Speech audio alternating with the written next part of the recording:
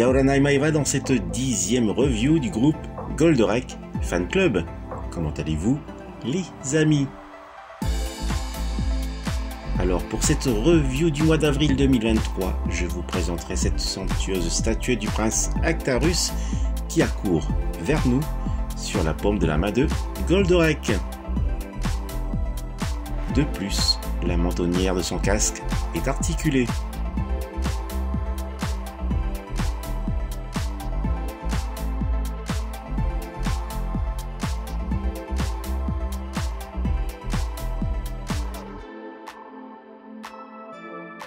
Est apposé sur le couvercle de la boîte le titre original Ufo-Robot Grandizer pour la gamme Fine Art Statue.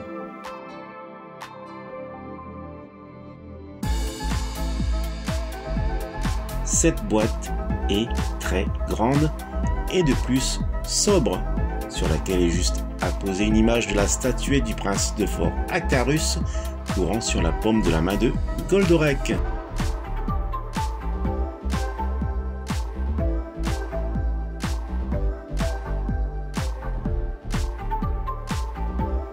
Tour de la box, c'est un produit de chez HL Pro datant de 2014 et j'ai choisi la version normale car il y a également une variante toute dorée.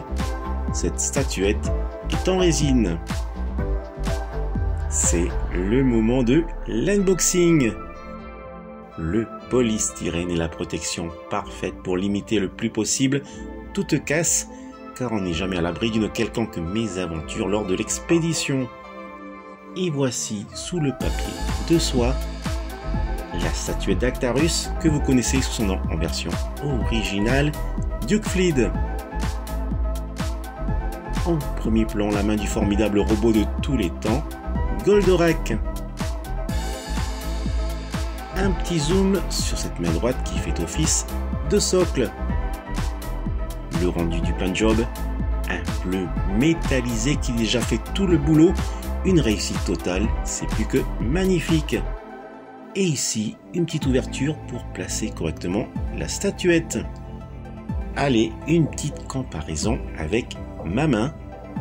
Comme c'est impressionnant à voir la différence des proportions de la main de Goldorak et de la mienne, le constat est que s'il y avait le corps entier, il ferait dans les 2,20 m.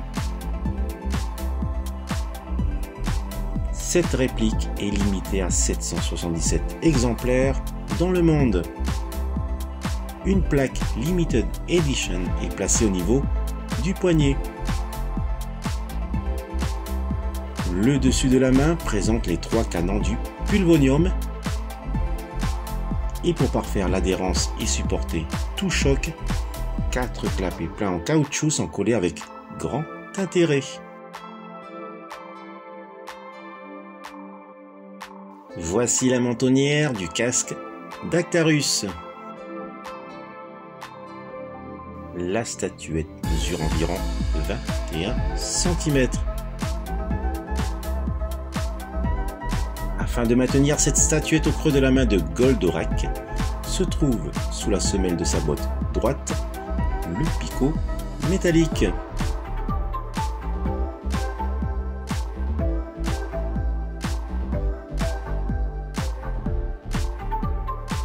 Il ne manque plus qu'à placer correctement la mentonnière. Il y a eu des remarques négatives sur la couleur de sa tenue, ici en rouge clair et non d'un rouge vif comme dans l'animé. Personnellement, je préfère la couleur claire comme sur la statuette et je vous dis pourquoi. Cela lui donne un effet de mouvement, de vitesse au personnage, et si la couleur aurait été rouge vif comme dans l'animé, il n'y aurait certainement pas eu l'effet voulu sur cette statuette.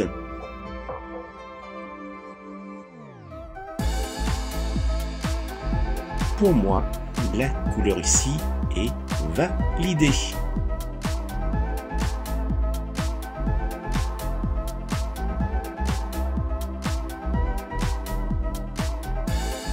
Il y a eu également des remarques négatives sur les proportions de la main, qu'elle serait trop petite par rapport à Actarus. Il faut savoir que dans l'animé, Goldorak mesure 30 mètres, mais des erreurs de taille se glissent dans certains épisodes, comme ici. Une voiture mesure entre 4 à 5 mètres et un bus mesure environ 10 mètres. Ainsi, 3 bus, c'est 30 mètres. Et clairement, ici, Goldorak ferait près de 400 mètres. Voici une image correcte de l'animé avec Alcor qui se rapproche plus sur les 30 mètres du robot, donc en parfait accord avec la statue de chez HL Pro.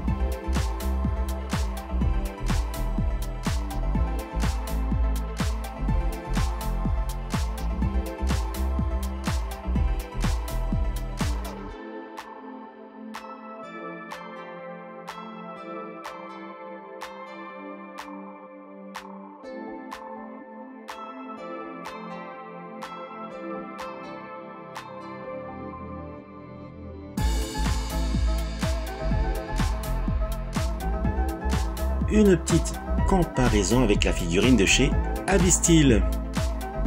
La statuette d'Actarus et de son socle en forme de main de Goldorak font 30 cm de large et 26 cm de hauteur.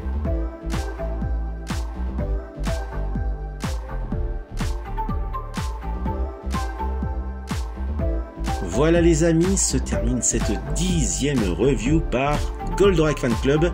Et n'hésitez pas à nous rejoindre sur Facebook. On se retrouvera au mois de mai 2023 pour une nouvelle review. Je vous dis à bientôt et telle est la voix, celle de la collectionnite.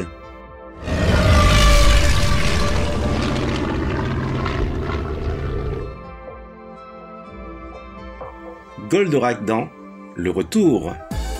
Une fois près de lui, Vetogato se rend très vite compte que c'est un minuscule Goldorak et ne peut alors s'empêcher d'en rire et que finalement Goldorak n'est pas de retour. Mais Vetogato se trompe, Goldorak se dresse à son insu au centre du sens giratoire. Oh non, fulgure!